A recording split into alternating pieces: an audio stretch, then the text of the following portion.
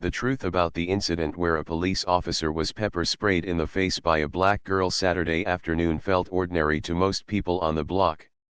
A bus sighed at the curb. A street drummer kept a soft, steady rhythm near the metro entrance. A hot dog cart sent a gentle smell of onions into the air. In the small convenience store on the corner, a young black woman named Amina stood at the counter with a canvas tote on her shoulder. She had finished her shift at the care home, and her feet were tired. She paid for a bottled water, a protein bar, and a small pack of adhesive bandages for her mom. She smiled at the clerk because she tried to be kind to people, even when the day felt long. The receipt printed. She folded it and slid it into her pocket. Then she adjusted her headphones, not loud, just enough to soften the noise of the street, and walked toward the door. As she stepped out, the store's security gate gave a sharp beep. It was the kind of sound many people ignore because it happens all the time when a tag does not deactivate. The clerk flinched. He had only started this job last week. His manager had warned him that the gate sometimes beeped even when it should not. The clerk hesitated, then looked at Amina's back. She did not run. She did not even glance back. She just walked down the sidewalk like anyone who had paid for everything and wanted to go home. The clerk's stomach tightened. He worried his boss would blame him if something was wrong.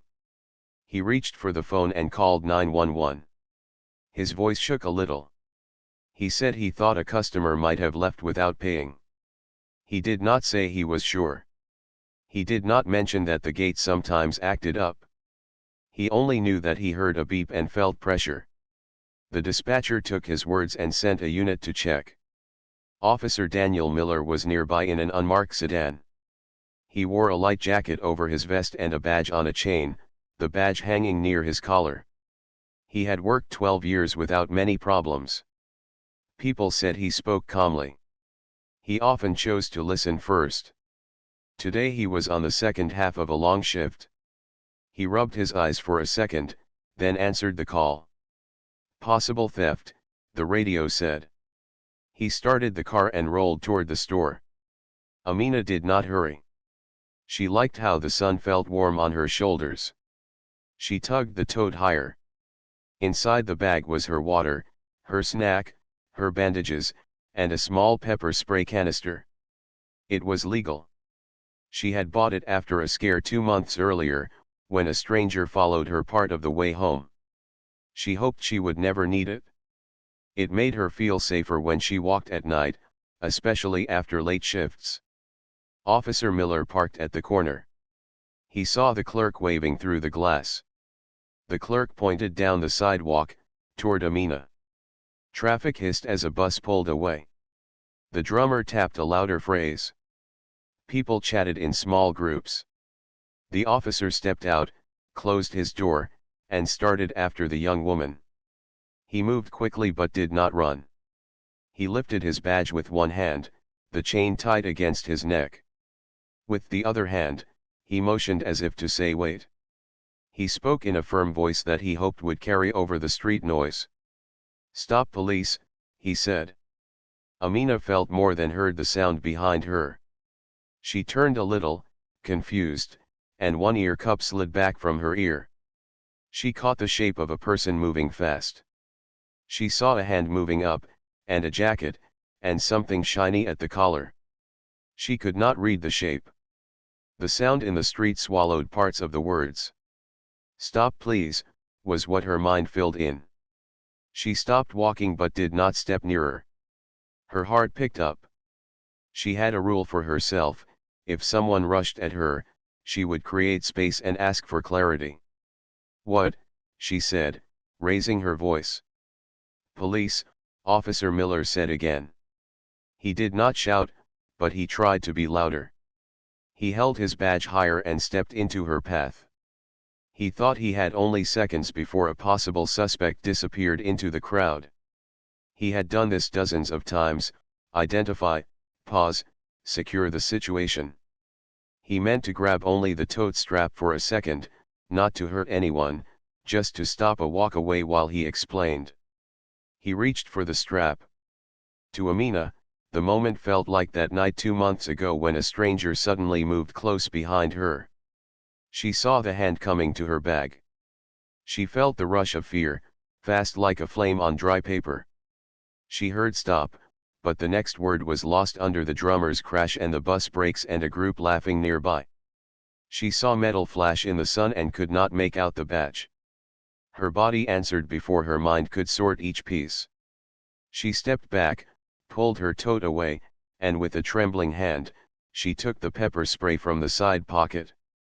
She said, "Please, don't," but her own voice sounded small in her ears. The man's hand kept coming. The space between them closed. She pressed the trigger once. A small burst shot out. The officer's eyes slammed shut in reflex. He rocked back, a hand going to his face. His other hand opened, palm out, as if to say stop. His breath caught. The air around them changed. The drummer's sticks stopped. A couple of people said, "Whoa." Someone's phone came up, camera on. Another person had already been filming for a vlog and now swung the lens toward the pair. One video caught only the spray and the officer's reaction. Another caught Amina's frightened step backward and her hand shaking. Neither caught the lost words in the noise. Amina's chest felt tight. "I didn't know," she said. "I didn't know." She held the can at her side, not pointing anymore, and then let it drop into her tote. "Are you okay?" she asked, voice breaking. The officer blinked hard and tried to open his eyes, but the spray burned. He turned his head and said, "Horse, badge police," as he fumbled for his radio. He took 2 careful steps away to get air. A bystander handed him a bottle of water, but he shook his head and said, "Medical," and someone called out, "Paramedics are on the way." Sirens approached. 2 other officers arrived, lights on. They moved slowly, hands visible, and one said in a clear voice, "Police." Everyone stepped back, please. He looked at Amina and saw that she was crying and not moving forward.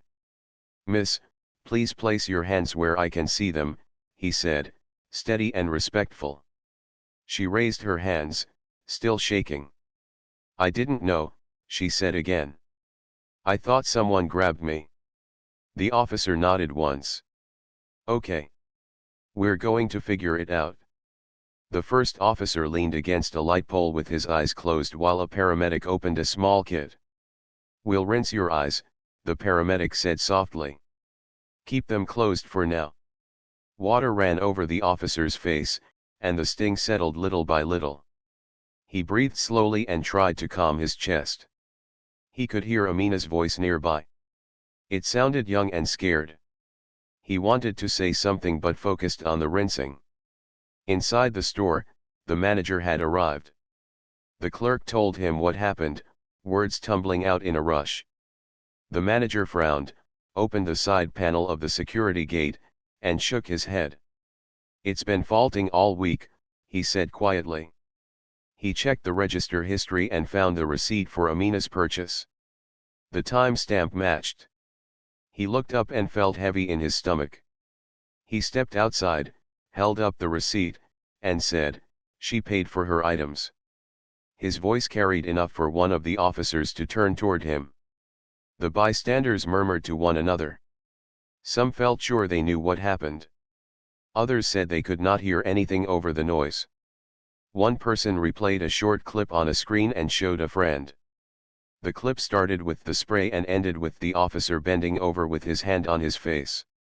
It moved fast to a social platform, and within minutes comments stacked up like petals in the wind, strong opinions, sharp words, and little patience. The people online had not smelled the onions in the air, or heard the drum pattern, or felt the street's noise press on delicate words. They were sure anyway. Amina stood with her hands still raised, her tote hanging from one wrist. "Can I talk?" she asked, her voice steadier now. "Please." An officer stepped closer and said, "Yes. We're listening." She explained how the gate beeped, how she had paid, how she thought it was another false alarm. She explained that someone moved fast and grabbed at her tote. She tried to repeat the words she heard but could not be sure. She said she carried pepper spray because she sometimes walked home late and wanted to feel safe. She said, "I didn't mean to hurt anyone." The paramedic finished rinsing. Officer Miller blinked carefully as the burn eased. He heard parts of Amina's words and nodded a little, not in agreement or disagreement, but as if to say he heard her. He said, still hoarse, "I identified myself." He touched his badge chain. "I showed this." His memory held the moment he raised it and spoke, but he also remembered the drum hit and the bus brakes and the way sound collapsed around them. The manager with the receipt approached a different officer and explained the faulty gate. He did not try to excuse the mistake. He said he was sorry for not fixing it earlier. He promised they would address it today. The officer took the receipt and looked at it for a long moment, then at Amina, then back at the officer who had been sprayed. He felt the weight of how fast small pieces had stacked into something larger. A calm settled over the sidewalk, the kind that comes after a storm but before the sky is truly clear. People pulled their attention away, one by one, returning to errands, conversations, and the day's slow rhythm. The drummer started again, softer than before. The hot dog cart hissed. The bus stop filled, then emptied. Amina lowered her hands when asked and sat on the low edge of a planter. She wiped her eyes with the back of her wrist and stared at the ground. She knew clips of this moment would be online. She imagined her face on screens. She thought of her mom at home and of the care home where she worked. She wanted to rewind the day, to remove the one fast second where fear decided for her. She also remembered the night she was followed. Safety had felt like a thin blanket then. Today it felt thin again. Officer Miller stood with a towel over his eyes for one last rinse. He was not angry. He was not calm either. He was a person in pain who had lived through a moment he did not want, and he felt the shape of it settle inside his memory. He thought about how he could have paused one more beat, how he could have made his badge more visible, how he could have spoken louder or chosen different words. He also thought about the call that said possible theft, the responsibility to act, and the many times he had made quick stops without harm. Both truths pressed on him at once. In the shadows of a nearby building, two teenagers watched the last of the flashing lights. One said, "Did you see it?" The other said, "I saw part." They looked at each other. They had learned something, though they could not say exactly what. Maybe it was that city life is loud, and small misunderstandings grow fast. Maybe it was that fear moves quicker than clear words. Maybe it was that everyone needs better ways to show who they are and what they mean in a busy world. By the time the sun dipped a little, most of the crowd had gone. The officer could open his eyes again, red but steady. Amina stood when asked and answered a few more questions in a soft voice. The store manager made calls about the gate. The clerk rubbed his hands together, replaying the moment he picked up the phone. And online, the first short videos spread further, each one a slice of a larger story. Some people believed they knew everything from 10 seconds. But the truth, the full truth, was still on the sidewalk mixed with street noise, human fear, and small choices that would need careful review. Part 2 of the story now opens the door to the deeper layers, the lives of Amina and Officer Miller, the store clerk, and the forces that pushed the whole misunderstanding into being. I'll expand it into a full 1,300-word flowing narrative in simple English, keeping it engaging, dramatic, and respectful. Amina sat on the edge of the planter outside the store, still shaking. She felt the stares of strangers fading as they drifted back into their normal day, but the weight of the moment stayed heavy. Her hands trembled as she pulled a tissue from her tote to dab at her eyes. The pepper spray was back inside, capped tightly, but she couldn't believe she had actually used it. A single second had changed her whole afternoon. Inside her, 1,000 thoughts chased each other. Would her nursing school find out? Would her mom hear rumors before she could explain? Would people online, who didn't even know her name, turn her into a villain or a hero? She didn't want either. She only wanted peace. Her mind tried to go back to calm, familiar things. She thought of her mom waiting at home with sore knees, grateful whenever Amina brought supplies. She thought of the late-night walks from the care home, when shadows stretched across sidewalks. That was why she carried the spray in the first place, not for trouble, not to be bold, but to feel a small shield in a world that sometimes frightened her. At the same time, Officer Daniel Miller sat on the back of the ambulance step, eyes red but clear enough now to open. The paramedic had rinsed them several times. They still burned, but the sharp pain had faded. He held a damp towel to his face and thought about what just happened. He was a man used to quick calls, quick steps, and quick judgments. That was his training. But today, speed had not saved him, it had tangled him and a young woman in fear. Daniel thought about his wife, who always told him to take care during his double shifts. "You get tired when you stay out too long," she would say. He had laughed it off earlier that day. Now he realized fatigue made his voice less sharp, his step less measured. He had seen the clerk pointing, heard the word possible theft, and acted like 100 times before. But this time, everything lined up differently: the faulty alarm, the new clerk, the street noise, the nervous student. In another corner, the young clerk inside the store sat on a stool, face pale. He replayed his decision in his head, the gate beep, his rush to grab the phone, the words he had spoken: "I think she stole something." He had not said, "I'm sure." He had not checked the register first. His inexperience and fear of being blamed had driven him. He felt sick knowing that one shaky choice had rolled downhill into a full-blown scene on the sidewalk. When the store manager placed the receipt on the counter, the truth had become clear. Amina had paid. The alarm had faulted. The clerk felt tears sting at the corners of his eyes, but he kept his head down. He wished he could vanish. For Amina, the hours before this moment had been ordinary. She had woken early, fed her mom, taken the bus to her nursing shift. At the care home, she smiled at an elderly patient who always asked her to sing. She washed dishes in the break room after lunch. Nothing extraordinary. She had walked to the store with tired feet, thinking of nothing more than a cool drink and a quick snack. For Daniel, the morning had been heavy. A domestic call at 6:30 a.m., a parking dispute at 9, a shoplifting arrest at noon. His break had been cut short by another call. He hadn't eaten more than a granola bar and coffee. He was used to long days, but he knew his focus blurred when hunger and fatigue grew. Still, he was proud of his record: 12 years with no major incidents. He had believed he could always talk things down. But this was not a situation that allowed time for words to stretch. The street noise, the rush, the fear, everything collided. And in that collision, two lives that had never crossed before suddenly tangled. People online, far away from the sidewalk, didn't see the tangled roots.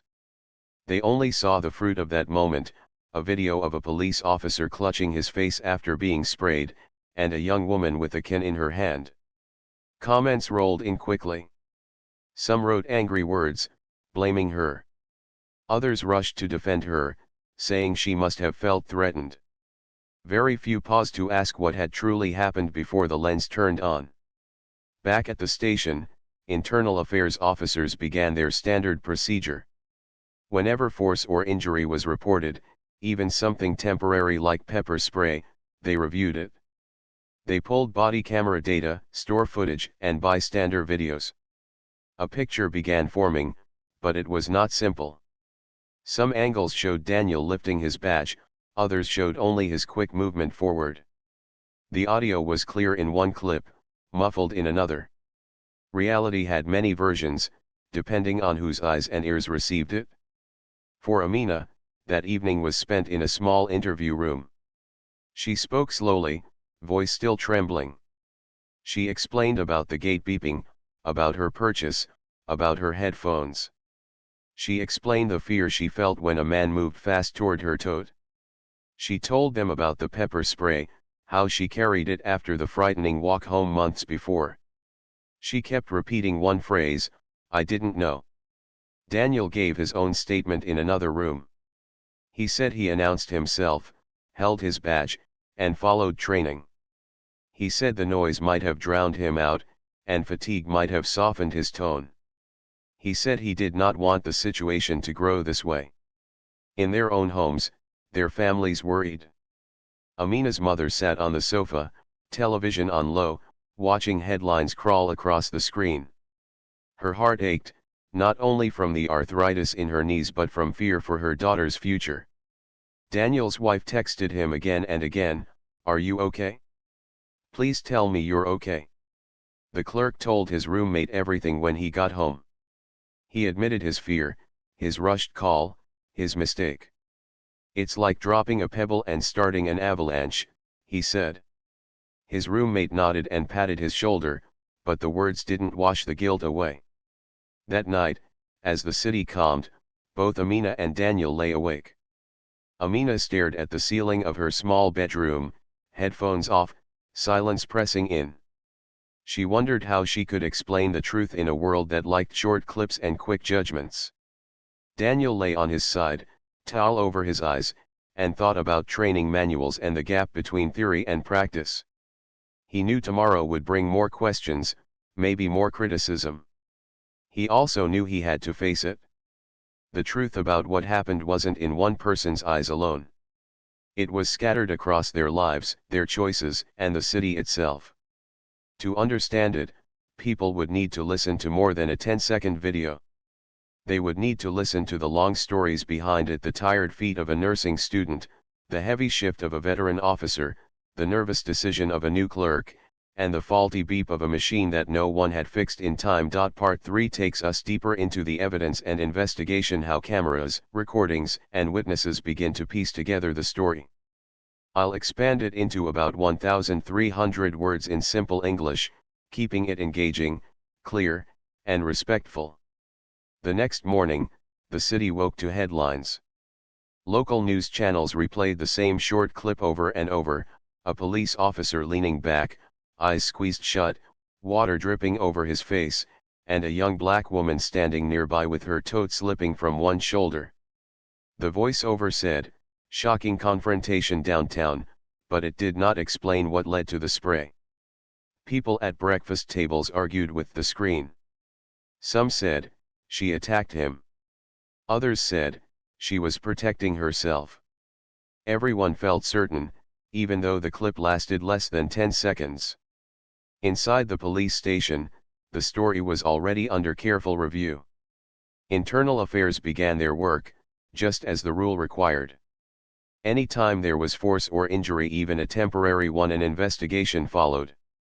2 officers carried boxes of material into a small conference room: a copy of the store's security footage, the body-worn camera recordings, the audio from the 911 call, and several bystander videos already posted online. On the table lay a printed receipt from the store manager, showing exactly what Amina had purchased. The investigators began with the store footage. The camera above the counter showed Amina clearly. She placed her water, snack, and bandages on the counter, handed over cash, and took the receipt. The clerk was distracted by another customer asking for directions, so he barely glanced as she walked out. The alarm beeped as she crossed the gate.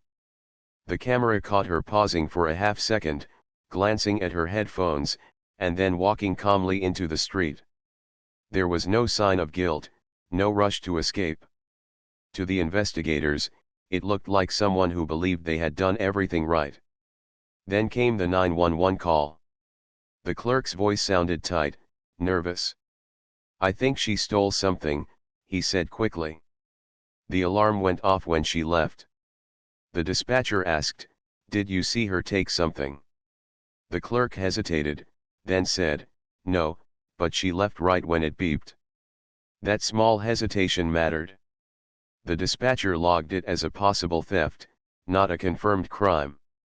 Still, a unit was dispatched, and Daniel Miller responded. The body-worn camera told another part of the story. It switched on automatically when Daniel stepped out of his car. His badge hung on the chain around his neck, visible but half hidden by the open jacket. His voice was steady, though not loud enough to pierce all the street noise. "Stop, police," he said. The audio captured it, but faintly. In the background, bus brakes screeched and a street drummer hit a rolling pattern. When investigators listened to the track alone, they could hear police. But when they layered it with the bystander's phone recording from across the street, the last word blurred. It sounded like "Stop, please." The difference was small but carried enormous weight. The video also showed Daniel raising his badge for a second with his left hand, then moving his right toward Amina's tote strap. His step was quick, closing the distance fast. Investigators paused and replayed. Did the movement look like a clear identification? To some eyes, yes, a badge held up. To others, it looked like just another flash of metal in the sun. Context mattered, and the street was full of distractions. Another camera on a nearby traffic pole added a wide angle. It showed the bus pulling in, people moving in every direction, and the officer and Amina colliding in the middle of the flow. From this distance, it looked like chaos, not clarity. One investigator noted, in a crowded environment, plain clothes can be a disadvantage. People don't know who you are. 2 witnesses were interviewed. The first, a middle-aged man carrying groceries, said, "I thought that guy was trying to snatch her bag. She looked scared." The second, a woman waiting at the bus stop, said, "I heard him say police. I thought she was resisting arrest." 2 people, 2 different truths from the same seconds. Memory bent to perspective. When they interviewed Amina, she told her story again, carefully, her voice quiet but steady now. She explained how she paid, how the alarm had beeped, how she thought it was nothing. She explained that when she turned, she saw a man moving quickly and grabbing at her tote. She said she carried pepper spray for safety. She said, "I only meant to protect myself. I didn't know he was an officer. I didn't hear the word police. I heard something, but not that." Daniel's interview came next. He looked tired, eyes still red but clear. He described his training: when there is a possible theft, act quickly before the suspect disappears into the crowd. He said he identified himself, raised his badge, and announced police. He admitted the noise was heavy, and maybe he should have spoken louder or repeated it. He admitted he moved fast. "I thought she was walking away with stolen items," he said. "I didn't want to lose her in the crowd." The investigators compared both accounts. Neither one seemed dishonest. Both described the same event from different windows. Fear had shaped Amina's reaction. Duty had shaped Daniel's. A faulty alarm and a nervous clerk had lit the fuse. The city itself with its noise and rush had done the rest. The report noted the weaknesses exposed. Plain clothes without a bright vest or overlay made identification harder. Crowded, noisy streets made words disappear. A quick hand on a tote looked like an attack to someone already on edge. Pepper spray was legal for self-defense, but its sudden use changed everything in seconds. The medical file confirmed that Daniel's eyes had no permanent injury. Irritation would fade in a day or 2. Amina had no physical injuries, only visible distress. Still, the law had to process the incident. Pepper spray against an officer was serious, even if unintentional. At the same time, accusing someone of theft when the evidence showed payment was also serious. Both sides carried weight. The truth, the investigators realized, was not neat. It did not fit into a headline or a single clip. It lived in overlapping lines: the faulty gate, the rushed call, the tired officer, the frightened student, the loud street, and the shaky judgment of a few seconds. That afternoon, the community learned that a review hearing would be held. People argued online. Some demanded punishment for Amina. Others demanded accountability for the police. Few demanded patience, but that was exactly what the case required. As the day closed, Daniel sat at his kitchen table with his wife. She poured him tea and said, "You need rest." He nodded, rubbing his forehead. "I'll face whatever comes," he said softly. Across town, Amina sat on her bed with her mom. Her mom held her hand and said, "We will get through this. The truth always finds light." Amina leaned into her mother's shoulder and whispered, "I hope so." The investigation continued, gathering every angle, every voice. It was slow, careful work. And it was the only way the full truth, not the quick version, could ever come to light. That's part 3 fully expanded to 1,300 words in simple English. Keeping eye. The day of the community hearing arrived with heavy air. Outside City Hall, news vans lined the street.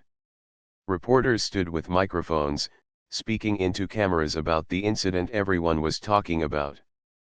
People gathered in small groups, holding signs. Some signs said, "Protect our students." Others said, "Respect the badge."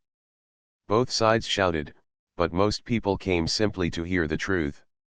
Inside the hall, the atmosphere was tense but orderly.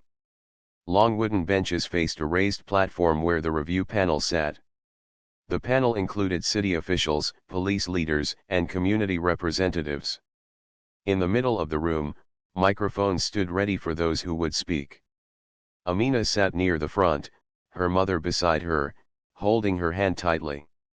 She wore a simple blouse and jeans, her tote left at home this time. Her heart thudded as she looked around. Every face seemed like a mirror of judgment. She closed her eyes for a moment and told herself to breathe. On the other side of the room, Officer Daniel Miller sat with his wife. His uniform jacket lay folded beside him. He chose plain clothes for the hearing. His eyes were clearer now, no longer red, but his face carried lines of exhaustion. He rubbed his palms together and stared at the floor, wishing the morning would pass quickly. The panel chair, a calm woman with gray hair tied back neatly, tapped her gavel. "This hearing is now in session," she said. "We are here to review the facts of the incident that occurred last Saturday near Jefferson Street. Both parties will be heard, and evidence will be presented. Our goal is not blame, but clarity and lessons for the future." The first speaker was the store manager. He stepped forward, nervous but determined. "The alarm at our store gate was faulty," he admitted. "It had gone off many times during the week, even when customers paid correctly. On that day, it beeped when Miss Amina left. She paid for all her items. The receipt proves it. The fault was ours, not hers." He bowed his head slightly, his voice breaking. "I regret not repairing it sooner." Gasps moved through the crowd. A few whispers rose, some blaming the store, others muttering about wasted time. The chairwoman raised her hand for silence. Next came the recording of the 911 call. The clerk's nervous voice filled the hall, "I think she stole something." The alarm went off. The hesitation in his tone was clear. When the dispatcher asked if he saw theft, the clerk had said no. The recording ended, and silence hung for a moment. People shifted in their seats, realizing how fragile the start of the chain had been. Then the videos played. On the large screen, the store footage showed Amina buying her items. The receipt printer rolled. She folded the slip, slid it into her pocket, and left calmly. The alarm beeped. She walked on, unaware of the storm about to form. The next clip was from Daniel's body-worn camera. The hall leaned forward as his voice played, "Stop police." It was faint, muffled by the screech of bus brakes and the pounding of a street drum. The badge flashed in sunlight but disappeared under the jacket again. Then his hand reached toward the tote. The screen froze just before the spray. Another clip from a bystander's phone filled the screen. This one began with the burst of spray, catching Daniel clutching his face, Amina stepping back in shock. From this angle, it looked sudden, almost violent. The clip ended quickly. The panel chair looked around. This is the moment we must understand. What did each person see, hear, and feel? Daniel was invited to speak first. He stood slowly, adjusting the microphone. His voice was calm but low. I was called to check a possible theft. I identified myself. I raised my badge. I believed I had only seconds before the person disappeared in the crowd. I moved quickly, as my training taught me. He paused, eyes glancing toward Amina. I see now how it looked from her side. I know I scared her. I am sorry for that. His words carried weight, and his shoulders dropped as though he had set down a heavy stone. The panel thanked him. Then Amina rose, hands trembling as she touched the microphone. Her voice cracked at first, but then grew steady. I didn't know he was a police officer, she said. I heard something, but not the word police. I saw someone moving fast and reaching for my bag. I was afraid. I used my spray because I thought I was in danger. I never meant to hurt anyone. When I realized what happened, I was shocked. She looked at Daniel, tears welling. I am sorry, too. Sorry for the pain I caused you. The room stayed silent. People looked at each other, surprised by the honesty from both sides. It was not the fight many expected. It was two people facing a painful misunderstanding. Community representatives spoke next. One man said, "This shows how fear grows quickly in our city.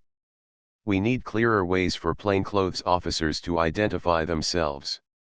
A woman added, "We also need to teach people what to do when approached, so they don't panic." The panel wrote notes and discussed among themselves. At last, the chairwoman announced their recommendations. First, the police department will provide bright identification overlays for plainclothes officers. These will be worn during any stop in crowded areas.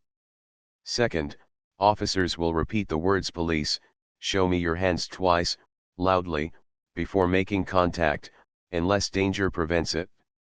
Third, the city will start safety workshops to help citizens understand how to ask for identification safely. Fourth, the store will repair its gate and train clerks on responsible calls. Legal matters were addressed too. Because Amina had paid for all her items and did not know Daniel was an officer, criminal charges would be reduced. She would do community service by speaking in safety programs, sharing her story to help others. Daniel would complete refresher training in communication and de-escalation. Neither punishment was harsh, but both carried lessons. As the hearing ended, a sense of relief filled the air. People left the hall whispering, not shouting. Some said, "That was fair." Others said, "At least they both spoke with honesty." Amina hugged her mother tightly outside the hall. Her tears were no longer of fear, but of release. "It's over," her mother whispered. "Now we can heal." Across the street, Daniel walked with his wife. She squeezed his hand. "You did the right thing today," she said softly. He nodded, feeling lighter than he had in days. The truth of the incident was no longer hidden behind a 10-second video. It was laid bare for all to see: the faulty alarm, the nervous clerk, the crowded street, the quick hand, the frightened heart. The hearing turned what began as chaos into clarity. And though scars remained, both Amina and Daniel stepped into the evening with new understanding of themselves, of each other, and of the city they both called home. The weeks after the hearing passed more quietly than the days before. The noise of headlines faded little by little, replaced by new stories in the city. But for Amina and Officer Daniel Miller, the memory of that moment on Jefferson Street did not vanish. It lived in them, reshaped their routines, and guided their next steps.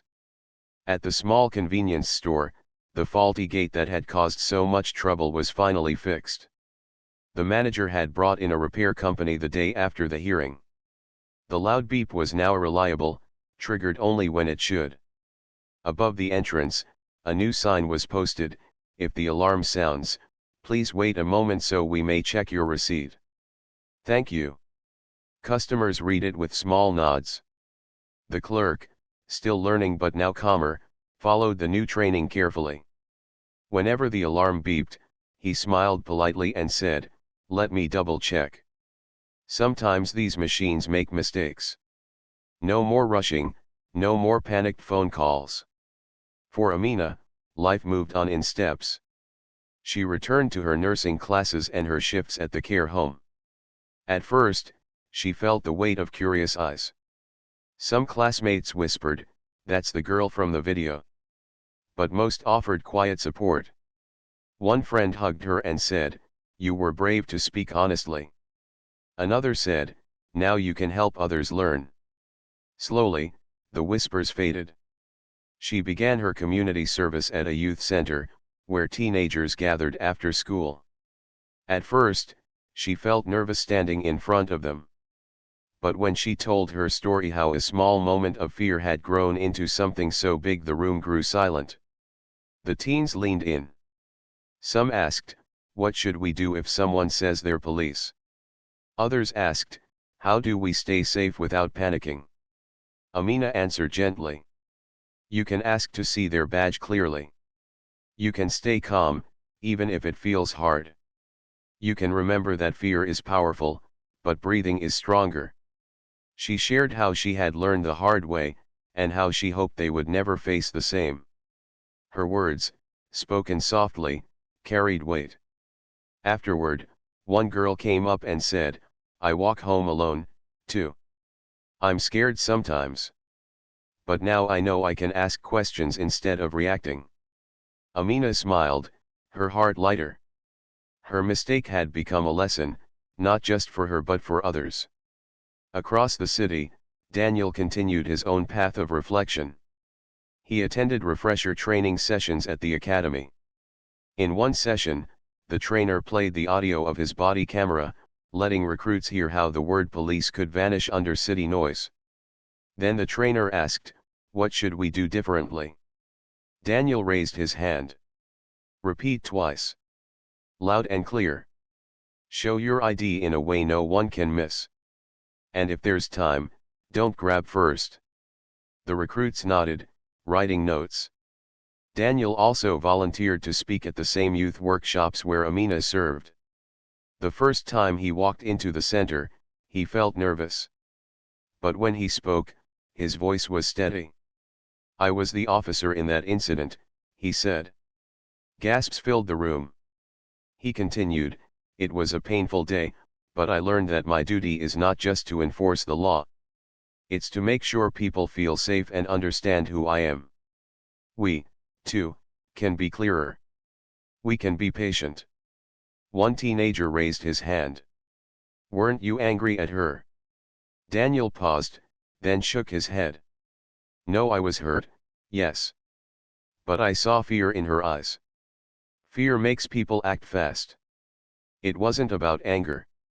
It was about learning how both of us and the city can do better." The room was quiet, and for the first time since the incident, Daniel felt the knot inside him loosen. The store itself became a symbol of change. Community posters were pinned to its windows, notices about workshops, safety tips, and even small thank you notes from people who appreciated the improvements. The clerk, once consumed by guilt, found a new confidence. He told customers, "I'm glad we fixed the gate. I learned a lot that day." News articles followed up weeks later. Instead of angry headlines, they told of reforms: the new bright ID overlays for plainclothes officers, the new script to repeat twice, the safety workshops in schools and youth centers. A journalist wrote, "The Jefferson Street incident reminds us that safety is built not only by authority but also by trust. Both sides must see and hear each other clearly." At home, Amina and her mother shared quiet evenings again. They laughed over television shows, cooked meals together, and planned for the future. Her mom sometimes touched her hand and said, "I'm proud of you. You turned something painful into something that helps others." Amina would smile and feel tears at the edges of her eyes. Daniel, too, found peace at home. His wife, seeing him lighter, said, "You've grown from this." He nodded. "Yes. I think we both did." The two met once more, months later, at a community event. It was not planned. They saw each other across the room, both surprised. For a moment, silence stretched. Then Amina stepped forward, and Daniel did too. They stopped a few feet apart. She said softly, "Hello." He replied, "Hello." There were no long speeches, just a shared nod. A recognition that they had lived through something heavy, and now they stood on the other side of it, carrying lessons rather than bitterness. The city had changed, too. More people knew their rights, and more officers practiced clearer identification. The faulty alarm at the store had become a cautionary tale in training sessions. And the Jefferson Street hearing was remembered not as a battle, but as a moment of honesty and growth. The truth about the incident was never as simple as the first video made it seem. It was not the story of a villain and a victim, nor of an attacker and a target.